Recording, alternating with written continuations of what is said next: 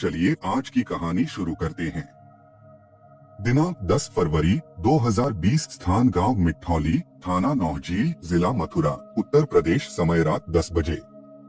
Retired फौजी चेतराम उर्फ झगड़ू का घर अचानक गोलियों की तड़तड़ाहट से गूंज उठा। किसी अनहोनी की आशंका से गांव वाले जब फौजी के मकान पर पहुंचे तो वहां का दृश्य देखकर सकते में आ गए। रिटायर्ड फौजी चेतराम घर के बाहर खून से लथपथ पड़ा था। फौजी की 17 वर्षीय बेटी अलका हाथ में लोडेड पिस्तौल लिए खड़ी थी। उसके कपड़ों पर खून लगा था। गांव वालों को देखते ही अलका ने पिस्टल तानते हुए धमकी दी, कोई भी मेरे पास आने की कोशिश न करे, आगे बढ़ा तो गोली मार दूंगी। उसके हाथ में लोडेड पिस्तौल देख किसी की भी उसके पास जाने की हिम्मत नहीं हुई। कुछ देर बाद अलका मकान की ऊपरी मंजिल पर चली गई। वहां उसकी मां राजकुमारी उर्फ नेहा लहूलुहान पड़ी थी। इसी बीच किसी ने पुलिस को घटना की जानकारी दे दिया। इस सनसनीखेज घटना की जानकारी मिलते ही नौहझील के थाना प्रभारी विनोद कुमार यादव पुलिस टीम के साथ घटनास्थल पर पहुंच गए। मौकाए वारदात पर पुलिस ने वारदात के बारे में पड़ोसियों से पूछताछ शुरू किया। पुलिस जब घटनास्थल पर पहुंची तब भी खून से लथपथ फौजी चेतराम घर के बाहर पड़ा था। उसके पास ही पिस्टल पड़ी थी। पुलिस मकान की पहली मंजिल पर पहुंची तो वहां राजकुमारी और बेटी अलका खून से लथपथ पड़ी मिली।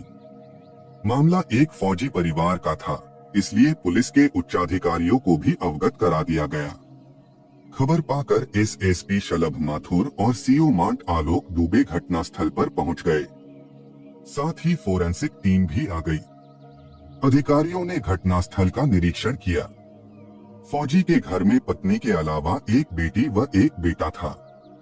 परिवार के 4 सदस्यों में से 3 को गोलियां लगी थीं। इस वीभत्स गोलीकांड का एकमात्र गवाह फौजी का बेटा आदर्श ही था। इस गवाह को खरोंच तक नहीं आई थी। पुलिस ने फौजी, उसकी पत्नी और बेटी को उपचार के लिए मथुरा के नैती अस्पताल भिजवा दिया। नौहझील पुलिस ने अपने स्तर से जानकारी जुटाने के साथ ही ग्रामीणों से भी पूछताछ किया। सूचना पर पहुंची फोरेंसिक टीम ने घर में कारतूस भी तलाशे और दीवारों में फंसी गोलियां भी निकाली। फोरेंसिक टीम काफी देर तक पूरे घर को खंगालती रही। टीम ने खून के नमूने और खून से सनी मिट्टी के नमूने भी लिए। फौजी चेतराम के घर से पिस्टल, 2 खोखे, 3 जिंदा कारतूस, खाली मैगजीन और 4 कारतूसों की एक और मैगजीन बरामद हुई। पुलिस ने पिस्टल को बैलिस्टिक जांच के लिए भेजने हेतु जब्त कर लिया। इस सनसनीखेज वारदात ने लोगों को हिलाकर रख दिया था। गांव वाले चर्चा कर रहे थे कि अलका ने मां बाप को गोली मारने के साथ खुद को भी गोली मार ली। हालांकि यह केवल चर्चा थी, वास्तविकता का किसी को भी पता नहीं था। इसका पता पुलिस को ही लगाना था। अस्पताल में जांच के बाद डॉक्टरों ने बताया कि अस्पताल पहुंचने से पहले ही चेतराम की मौत हो चुकी थी, जबकि घायल मां बेटी की हालत चिंताजनक थी। चेतराम के सीने से और राजकुमारी के सिर से गोली पार हो गई थी, जबकि अलका के पेट में गोली लगी थी। पुलिस ने चेतराम की लाश पोस्टमार्टम के लिए जिला चिकित्सालय भेज दिया। 45 वर्षीय सेवानिवृत्त चेतराम जाट रेजिमेंट में नायक था। 2014 में वह सेवानिवृत्त हो चुका था। उसके परिवार में 17 वर्षीय बेटी अलका, 15 वर्षीय बेटा आदर्श और 38 वर्षीय पत्नी राजकुमारी उर्फ नेहा थे। अपनी नौकरी के दौरान ही चेतराम ने राइफल और पिस्टल का लाइसेंस ले लिया था। चेतराम चाहता था कि उसकी बेटी अलका कोई ऊंचा मुकाम हासिल करे, इसके लिए उसने दिल्ली में ओला कैब में अपनी गाड़ी लगा रखी थी। अलका ने इंटरमीडिएट तक की पढ़ाई नौहझील के स्कूल में की थी। इसके बाद उसने बीएसए कॉलेज मथुरा में एडमिशन ले लिया था। फिलहाल वह बीएससी द्वितीय वर्ष की छात्रा थी और प्रयागराज में कोचिंग ले रही थी। अलका घटना से कुछ दिन पहले ही गांव आई थी। उसका 15 वर्षीय भाई आदर्श मथुरा में ही 9वीं की पढ़ाई कर रहा था। इस घटना में राजकुमारी के सिर की हड्डी टूट गई थी, चेहरे और आंखों पर भी सूजन थी। उन्हें वेंटिलेटर पर रखा गया था, जबकि अलका के पेट में गोली लगने का निशान था। अलका को सांस लेने में परेशानी हो रही थी। राजकुमारी के सिर की हड्डी गोली से टूटी थी या किसी भारी चीज के प्रहार से, यह स्पष्ट नहीं हो पाया था। वहीं रिटायर्ड फौजी चित्राम को 2 गोलियां लगी थीं, एक सीने में और दूसरी पेट से कुछ ऊपर। यह खुलासा पोस्टमार्टम रिपोर्ट से हुआ। फौजी चित्राम का पुलिस की मौजूदगी में अंतिम संस्कार कर दिया गया। मुखाग्नि बेटे आदर्श ने दिया। गांव वाले इस घटना को लेकर तरह तरह की चर्चाएं कर रहे थे।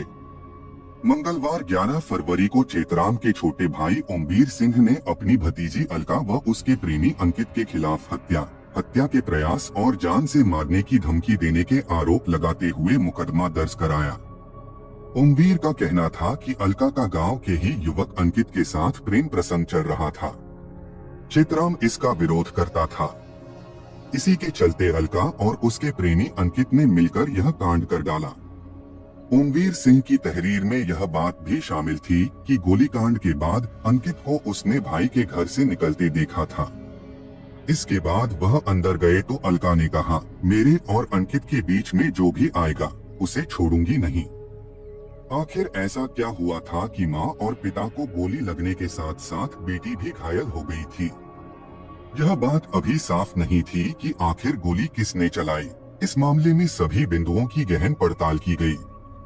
पता चला कि घटना वाली रात पति पत्नी में विवाद हुआ था। पुलिस को गांव वालों से यह भी पता चला कि अलका का गांव के ही अंकित से प्रेम प्रसंग चल रहा था। यह भी स्पष्ट हो गया था कि गोलीबारी की शुरुआत पहली मंजिल पर हुई थी। पुलिस ने गहनता से जांच कर पूरी जानकारी और साक्ष्य जुटाए।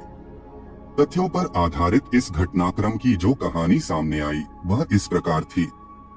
अंकित और अलका ने नौहजील के स्कूल में इंटरमीडिएट तक की पढ़ाई एक साथ पूरी की थी। दोनों में पिछले 5 साल से दोस्ती थी और दोनों रिलेशनशिप में थे। महत्वाकांक्षी अलका देखने में स्मार्ट थी। गठे बदन और अच्छी लंबाई के कारण वह सुंदर दिखती थी। आधुनिक विचारों वाली अलका फैशन के हिसाब से कपड़े पहनती थी। पुलिस जांच में सामने आया कि 31 दिसंबर 2019 को अलका अचानक घर से लापता हो गई थी। उसके पिता चित्राम ने उसे काफी तलाश किया। पता न लग पाने पर वह थाने भी पहुंचा। 5 दिन बाद गांव वालों के हस्तक्षेप के बाद अलका घर लौट आई, मगर यह शूल चित्राम के सीने में चुभता रहा। तभी से घर में क्लेश चल रहा था। विपरीत हालात देख अंकित का पिता नेत्रपाल अपने बेटी और पत्नी को साथ लेकर गांव से चला गया था। नेत्रपाल भी सेना में था। बचपन को पीछे छोड़कर बेटी जवानी की दहलीज पर कदम रख चुकी थी। पिता चित्राम को बेटी के रंगढंग देखकर उसकी चिंता होने लगती थी, जबकि अलका के ख्यालों में हरदम अपने दोस्त से प्रेमी बने अंकित की तस्वीर रहती थी। वह चाहती थी कि उसका चाहने वाला हर पल उसकी नजरों के सामने रहे। उसके कदमों को बहकते देख चित्राम ने अलका पर पाबंदियां लगा दिया, लेकिन नतीजा कुछ नहीं निकला। वे दोनों चोरी छिपे मिलने लगे। बेटी की नादानी के लिए चित्राम अपनी पत्नी राजकुमारी को दोषी मानता था। उसका मानना था कि मां की शय के चलते ही बेटी ने इतना बड़ा कदम उठाया और गांव में उसकी इज्जत मिट्टी में मिला दिया। बेटी के इस कारनामे के चलते वह गांव में किसी से नजर भी नहीं मिला पा रहा था। सेवानिवृत्त फौजी चित्राम के परिवार में कई महीने से चल रही कलह की जानकारी गांव के लोगों के साथ ही चित्राम के घर वालों और रिश्तेदारों को भी थी। रिश्तेदारों ने कई बार कलह को निपटाने के लिए चित्राम और उसके परिवार वालों से बात की, लेकिन समाधान कोई नहीं निकला। पिता की हिदायत व रोकटोक से अलका बहुत नाराज थी। घटना से 4 दिन पहले ही नेत्रपाल अपने परिवार सहित गांव वापस आया था। वह यह सोचकर गांव आया था कि हालात सामान्य हो गए होंगे। अलका भी कुछ दिन पहले ही प्रयागराज से गांव आई थी। बिछड़े हुए प्रेमियों ने इतने दिनों बाद एक दूसरे को देखा तो बिना मिले नहीं रह सके। चित्राम यह सब बर्दाश्त नहीं कर सका। घटना की रात चित्राम ने अलका की हत्या का फैसला किया, लेकिन सामने पड़ गई पत्नी राजकुमारी।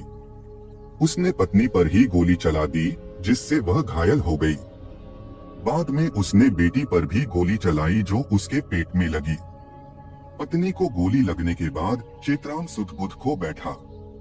इसका फायदा उठाकर अलका ने पिस्टल छीनकर उस पर गोलियां दाग दिया।